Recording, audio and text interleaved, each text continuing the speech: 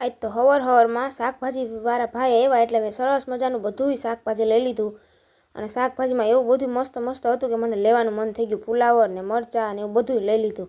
અને આ ભાઈને આવા પડીકા મળે એટલે કાંઈ ન જોઈ. અને બપોર પછી અચાનકથી અમારે જવાનું હતું મારા નણંદની ઘેરે. એટલે આ રુદુને ફોર વ્હીલમાં તો બહુ મજા આવે એટલે ને કાંઈ ન જોઈ. બોલો જોઉં જેમ આપણે કહીએ ને એમ કરે. હું આમાં બોલવાનું મેં કીધું નહોતું તો સામેથી બોલતો હતો. પછી નણંદની ઘરેથી ખાઈ પીને નવરા થયા એટલે ત્યાંથી બધાને ટાટા બાય બાય કરી અને અમારે જવાનું હતું ઘેરે. એટલે અંધારું હતું એટલે અંધારામાં બહુ કાંઈ દેખાતું નહોતું પણ તોય ક્લિપ લઈ લીધી. અને રસ્તામાં સરસ મજાના ગીત સાંભળતા સાંભળતા અમે નીકળી ગયા ઘેરે. અને મને કાંઈ ખબર નહોતી. દીપડો સાઈડમાંથી વયો ગયો પણ મારે તમને બતાવો તો પણ આમાં કાંઈ મેળ ન આવ્યો. અને દીપડાને જોઈને તો મને હાવ આમ ઝાગ મોકરા થઈ ગયા હતા. મેં તો પહેલી વાર જિંદગીમાં જોયો હતો એટલે મને બહુ બીક લાગી. અને આ રુદુય બહુ બી ગયો હતો એટલે એ જો સાનો મુનો બેસી ગયો.